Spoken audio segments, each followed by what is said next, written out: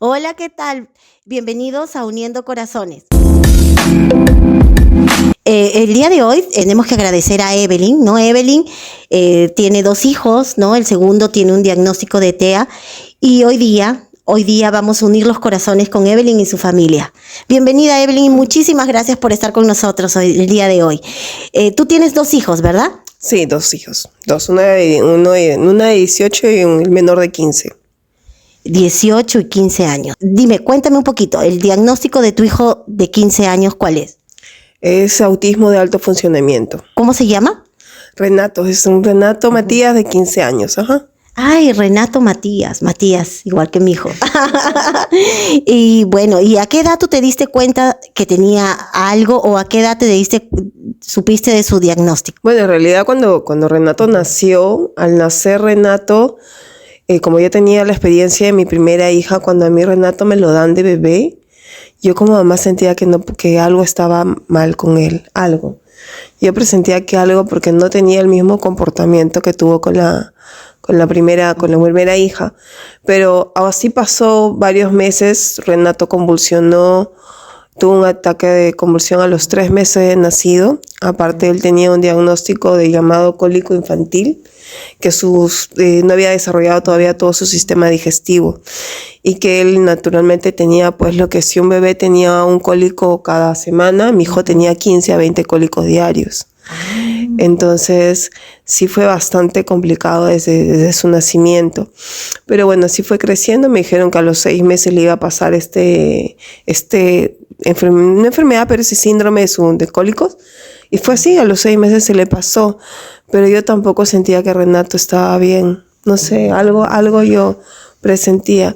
Cuando ya empezó a ir al nido, cuando tenía ya 2 añitos, todos los días había crisis. Yo entraba en una casa que era de un vecino, era solamente gritos. Yo decía, qué raro. Pero hasta ahí no sabía ni qué era autismo. No tenía conocimiento, no tenía la menor idea. Cuando Renato pasó de terapias y todo, porque su sistema psicomotriz tampoco no era muy desarrollada, no hablaba poco. Pero ya cuando tuvo 4 años, una amiga estudió una maestría y una amiga que era psicóloga, un día lo observa y me dijo, tu hijo tiene un problema neuronal. Y yo, ¿qué? Sí, me dice, ¿no te has dado cuenta que camina de puntas? Entonces, a raíz de eso, lo llevé al médico, pasó por el neuropsiquiatra, por una evaluación y todo, y me diagnosticaron, ¿no? Cuando me diagnostican a los 4 años y medio, para mí fue bastante fuerte, ¿no? Porque lo que se te viene en la cabeza es, ¿y cómo será después? ¿No? ¿Cómo va a crecer? ¿Cómo va a ver esto? Si yo veía de una hija que es muy, muy, muy inteligente, muy independiente. Mi primera hija, al ver lo otro tan dependiente, sí fue bastante chocante. Muy, muy, muy chocante, ¿no? Pero me costó aceptarlo.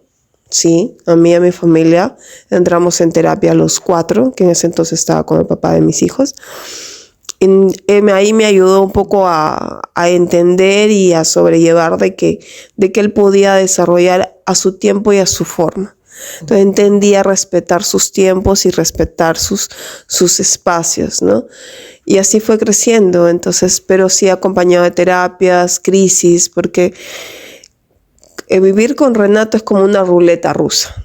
Hoy día puede estar tranquilo, pero mañana puede estar fastidiado todo el día y está encima tuyo, encima, que llega momentos en que ya uno pues se cansa, ¿no?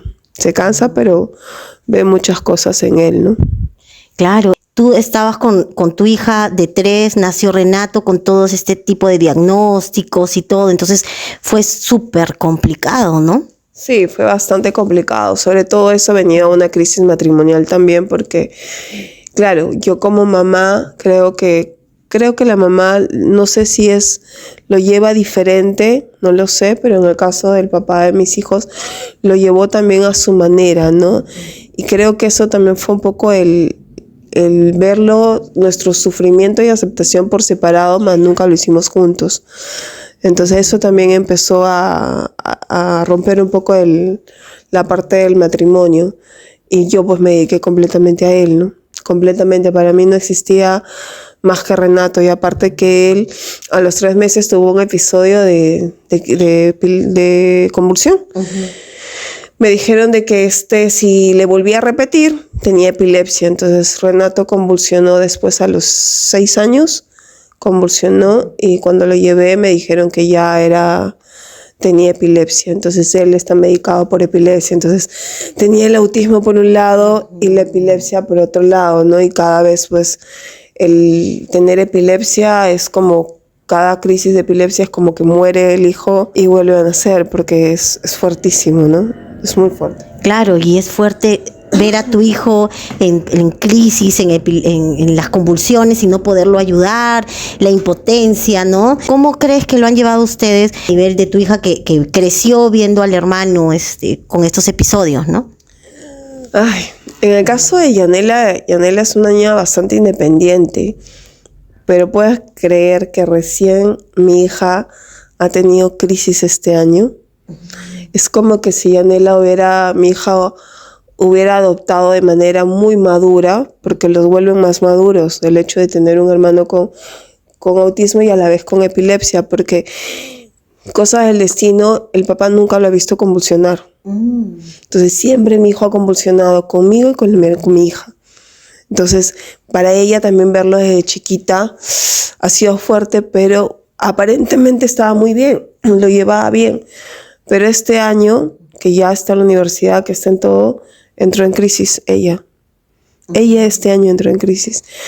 Y ayudándola, sino que ella sentía mucha carga. O sea, sentía que si a mí me pasaba algo, ella era la que tenía que asumir toda esa gran responsabilidad.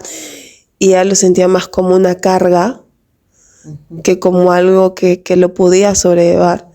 Miren, 18 años, que yo pensaba que no, y le hemos ayudado. Yo le he tenido que ayudar mucho con una persona espiritual que me ha ayudado bastante, con un amigo mío, y he entendido que no es una carga, sino es alguna persona, es su hermano, que le va a ayudar más bien a ella a encontrar muchas cosas. Entonces ya esa etapa también ya lo está ella superando, ¿no? Entonces... Claro, bueno, este es el tema de nosotros, las mamás, ¿no? Que cuando tenemos otro hijo tenemos que tratar de que nuestro hijo, que es regular, no se sienta, ¿no? Emocionalmente dañado o con la carga, ¿no? De el miedo, ¿no? De que qué va a ser mi futuro sin mi mamá. Quiero hacer mi vida, mi familia, y de repente siempre voy a tener que tener a mi hermano conmigo, ¿no? Pero cuéntanos también, en estos 15 años, ¿no?, de mamá, ¿qué es lo peor o qué es la situación más difícil que has podido afrontar? Creo que el momento más fuerte, cuando la última, que ha sido la epilepsia, muy fuerte, de que él le dio la epilepsia en el baño encerrado y yo estaba detrás de la puerta sin saber lo que pasaba adentro. Entonces era una desesperación que yo pensé que mi hijo se moría. Y solamente el pensar que, ay no, entonces esos han sido los momentos muchos muy fuertes, ¿no? Y también me estabas contando de que tu hijo ahora es independiente, ¿no? O sea, tu hijo también ahora sale a comprar, va y viene del colegio, ¿no? A veces a nosotros las mamás nos cuesta mucho, pero para ellos es un gran logro sentirse independientes, ¿no? Sí. ¿Y hace cuánto él ya se moviliza solo? Bueno, él, por ejemplo, en el caso de él, nunca se movilizaba solo, siempre era mamá, o siempre salía acompañado. Pero este año, cuando empezamos el año, tuve una operación bastante fuerte y yo estaba pues prácticamente 15, 20 días en cama. Y decía... Nadie podía ir a comprar cuando yo estaba sola con él, y decía, no, tiene que empezar a desenvolverse. Y la que me ayuda mucho es mi hija, porque mi hija no es que sea más fría, sino que a veces las mamás sobreprotegemos tanto. Entonces mi hija me decía, no, ella tiene que ir, ella tiene que hacer, y ella está grande, y ella lo trata así. Cuando yo no estoy, ella lo trata como si fuera totalmente diferente, ¿no? Entonces yo empecé a hablarle Empecé a conversar con él y le dije, ¿no? Ya tienes que ir a comprar solo. Le digo, ¿no quieres estar tú más independiente? Eso estuve trabajándolo como un mes, dándole así, no todos los días, pero le hablaba. Hasta que un día él mismo solo me dijo, ya, voy a ir a comprar. Me entró un nervio porque el corazón la tenía en la boca. Dios mío, qué difícil es para uno ver que el hijo le puede pasar algo, ¿no? Mi hija la acompañó, pero sin que él la viera. Y logró, y ver solamente la satisfacción de él. Cuando llegó a casa y me dijo, ya pude comprar solo. Y yo pues, no, lo felicité y él se alegró. Y de ahí me dijo al día siguiente, no, ya no quiero. Y dije, ya, pero después he dejado, o sea, he respetado sus tiempos, no lo he forzado y nada, ¿no? Y lo mismo pasó en el colegio. Tú puedes ir solo, vas a regresar solo, ya estás. Claro, que él no tiene que tomar movilidad, eso sí, ¿no? Pero sí ya va. Entonces, a partir de esa fecha también regresa solo. Su papá lo acompañó detrás, mirándolo, cuidándolo. Le enseñó a cómo cruzar la pista, por dónde podía caminar. Y ya después lo hemos soltado. Ahora él regresa solo, pero antes de llegar a mi casa, pasa por la tienda a comprar su chatarra. Porque también va a la tienda, compra, porque él me dijo, quiero comprarme algo. Aprende. Entonces ahora va a la tienda, regresa, como digo, va a la tienda y viene así con sus papitas y con sus frugos o con lo que él quiera, ¿no? Y bueno, Evelyn, no sé si podrías dar un consejo a las mamás, ¿no? Que de repente también tienen su hijo, recién están con el diagnóstico de su hijo. ¿Qué es lo que nos puedes aconsejar? Ay, lo que podría aconsejar primero es de que va a haber momentos de crisis como mamá. Sí las hay. Y a veces uno cuando cree que está en crisis o cuando se siente agobiada, a veces uno se siente como si fuéramos malas mamás. Y es que no somos malas mamás. Lo que somos natural y nos tenemos que cansar. A veces no debemos sentirnos mal cuando pasa eso. Es natural. Pero es solamente darse un respiro y cargarse de energía. Y siempre ver al hijo como una bendición. Renato llegó a mi vida para yo ser mejor persona. Eso está clarísimo. Mi hija es la persona que es, la buena niña que es, por el hermano que tiene. Y yo soy la mejor persona cada vez que lo tengo a él. Porque dentro de todo él me enseña a mirar el mundo diferente. Porque el mundo solamente es hoy, disfrutar el día, disfrutar el momento, disfrutar las personas que te aman en el momento y ver el futuro de una manera muy óptima. Porque él tiene sueños y dentro de sus sueños él se ve feliz siempre. Él es un niño feliz y amado. Y mientras él se sienta amado, él dentro de su mundo, porque es su mundo, él es feliz. Yo al verlo, ahora sí es cierto que va a enfrentarse al mundo, va a haber gente que de repente no va a entender, pero también es prepararlo para eso, ¿no? Escapa, justo hoy día decíamos con mi hija, escapa de mis manos lo que puede la gente tratarlo. Me va a doler, de hecho, va a haber momentos, pero voy a estar ahí siempre, ¿no? Y ya mi hija también lo cuida, pero lo cuida desde su punto de vista como hermana, porque la responsabilidad es mía, pero ella también está, ¿no? No pierdan la fe y Dios pone a las mamás con niños azules por algo, porque sabemos ser buenas mamás.